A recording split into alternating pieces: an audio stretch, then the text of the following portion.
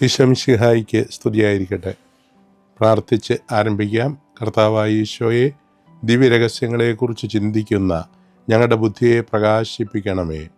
4-ാം പ്രണാമ ജപവൃത്തത്തെക്കുറിച്ച് ചിന്തിക്കുമ്പോൾ അവിടുത്തെ ദിവ്യരഹസ്യങ്ങളെക്കുറിച്ചുള്ള ഈ വിചിന്തനം കൂടുതൽ അനുഗ്രഹദായകമാക്കി തീർക്കുവാൻ തിരുവുള്ളമാകണമേ. പിതാവും പുത്രനും പരിശുദ്ധ റൂഹായുമായ സർവേശ്വര എന്നേക്കും.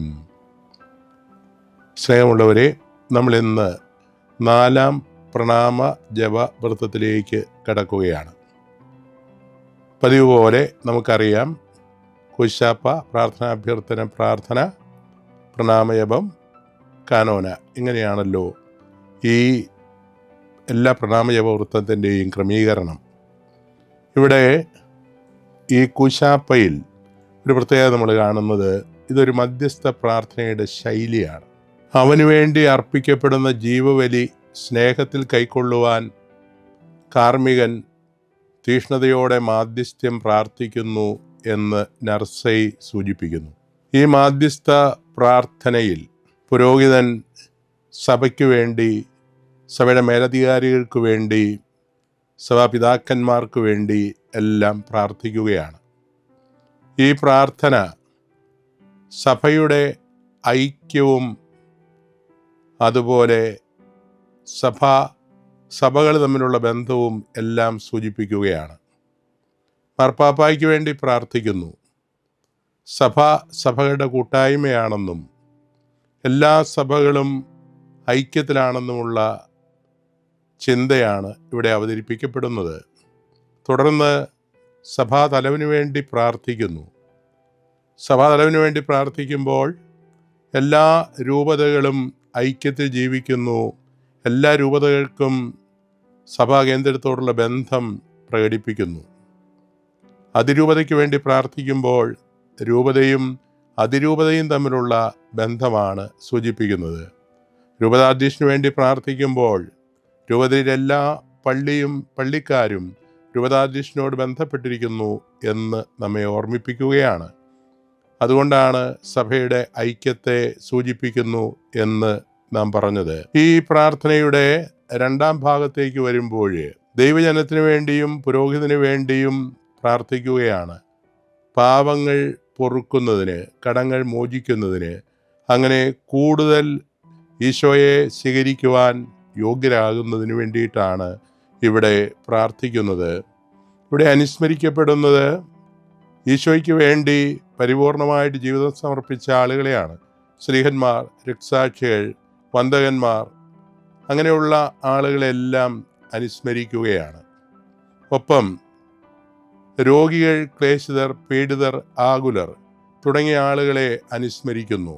സഭയിൽ എപ്പോഴും നീഡിയായിട്ടുള്ള, ആവശ്യക്കാരായിട്ടുള്ള ആൾക്കാരോട് വലിയ ഒരു താല്പര്യം പ്രകടിപ്പിച്ചിരുന്നു. നമ്മുടെ മാർത്തോമാ ക്രിസ്ത്യാനികളുടെ ഇടയിൽ പാവപ്പെട്ടവരെ പ്രത്യേകം പരിഗണിച്ചിരുന്നു. ആർച്ച് ഡീക്കൻ്റെ നേതൃത്വത്തിൽ പാവപ്പെട്ട പെൺകുട്ടികളെ കെട്ടിച്ച് അയച്ചിരുന്നു. അങ്ങനെ ഇവിടെ ചെയ്യുന്ന ഉപവിപ്രവർത്തനങ്ങൾ എപ്പോഴും ആവശ്യക്കാരെ ഓർമ്മിക്കുകയും സഹായിക്കുകയും ചെയ്യുന്ന ജീവിതശൈലിയാണ്. ആ ജീവിതശൈലി തന്നെയാണ് പരിശുദ്ധ കുർബാനയിൽ ആഘോഷിക്കപ്പെടുന്നത് എന്ന ചിന്ത കൂടി നമ്മളിവിടെ ഓർക്കുന്നത് നല്ലതാണ്. അതിനുശേഷം വരുന്നത് പ്രാർത്ഥനാഭ്യർത്ഥന പ്രാർത്ഥനയാണ്. ഈ പ്രാർത്ഥനാഭ്യർത്ഥന പ്രാർത്ഥന നമ്മെ ഓർമ്മിപ്പിക്കുന്നു, പുരോഹിതനും ജനവുമായിട്ടുള്ള ബന്ധം പ്രാർത്ഥനയിലൂടെ അടുത്തറിയണം. പുരോഹിതന് വേണ്ടി പ്രാർത്ഥിക്കുവാൻ ജനത്തിന് കടമയുണ്ട്. പുരോഹിതന് ജനത്തിൻ്റെ പ്രാർത്ഥന ആവശ്യമാണ്. പുരോഹിതനും ജനവും തമ്മിലുള്ള ബന്ധം ഇവിടെ പ്രകടമാക്കുകയാണ്. ജനങ്ങളുടെ ഈ പ്രാർത്ഥനയിൽ പുരോഹിതൻ്റെ പൗരോഹിത്യത്തെ സ്വർഗരാജ്യത്തിൽ മഹത്വപ്പെടുത്തണമെന്ന് പ്രാർത്ഥിക്കുകയാണ്. അതെ, പൗരോഹിത്യത്തെ സ്വർഗരാജ്യത്തിൽ മഹത്വപ്പെടുത്തുന്നതോടൊപ്പം തന്നെ പുരോഹിതൻ്റെ പ്രാർത്ഥന ബലി സ്വീകരിക്കണമെന്ന് ജനം പ്രാർത്ഥിക്കുന്നു. പ്രാർത്ഥനാഭ്യർത്ഥന പ്രാർത്ഥനയ്ക്ക് ശേഷമാണ് 4-ാം പ്രണാമ ജപം കാണുന്നത്. ഈ പ്രണാമ ജപത്തിൽ ആരംഭത്തിൽ തന്നെ നമ്മൾ ഓർക്കുന്നു, ഈശോ പഠിപ്പിച്ചതനുസരിച്ചാണ് ഈ ബലിയർപ്പണം. അവിടുത്തെ തിരുശരീര രക്തങ്ങളാണ് അർപ്പിക്കപ്പെടുന്നത്. ഒപ്പം ഈ അവസരത്തിൽ പരിശുദ്ധ കന്യകാമറിയത്തെയും അതുപോലെ സഭാപിതാക്കന്മാരെയും പ്രത്യേകം ഓർക്കുകയാണ്. പരിശുദ്ധ കന്യകാമറിയം ഈശോയുടെ ബലിയോട് ഏറ്റവും അടുത്ത് സഹകരിച്ച വ്യക്തിയാണ്. പിതാക്കന്മാർ അവിടുത്തെ രക്ഷാകര രഹസ്യങ്ങളെക്കുറിച്ച് ധ്യാനിച്ച് ചിന്തിച്ച് അവയോട് ഐക്യപ്പെട്ട് അങ്ങനെ ഈശോയെ സാക്ഷ്യപ്പെടുത്തി ജീവിച്ചവരാണ്. തുടർന്ന് ഭൂമിയിലുള്ള സകല മനുഷ്യർക്കും വേണ്ടി പ്രാർത്ഥിക്കുകയാണ്. അവരെല്ലാവരും സത്യദൈവത്തെ അറിയണം, അവിടുന്ന് അയച്ച ഈശോ മിശിഹായെയും അറിയണം. അങ്ങനെ അവർക്കെല്ലാവർക്കും രക്ഷയുടെ അനുഭവം അല്ലെങ്കിൽ സമാധാനത്തിൻ്റെ അനുഭവം ഉണ്ടാകുവാൻ വേണ്ടിയിട്ടാണ് ഇവിടെ പ്രാർത്ഥിക്കുന്നത്. തുടർന്ന് വരുന്ന ഭാഗത്ത് ഈശോ മാനവകുലത്തിനു വേണ്ടി ചെയ്ത കാര്യങ്ങൾ പ്രത്യേകമായിട്ട് അനുസ്മരിക്കുകയാണ്. ഈശോ മാനവകുലത്തിനു വേണ്ടി ചെയ്തത് ജീവദായകമായ സുവിശേഷം വഴി എല്ലാവരെയും നൈർമല്യവും വിശുദ്ധിയും പഠിപ്പിച്ചു. ആരൊക്കെയാണ് പഠിപ്പിച്ചത് എന്നുകൂടി അനുസ്മരിക്കുന്നുണ്ട്.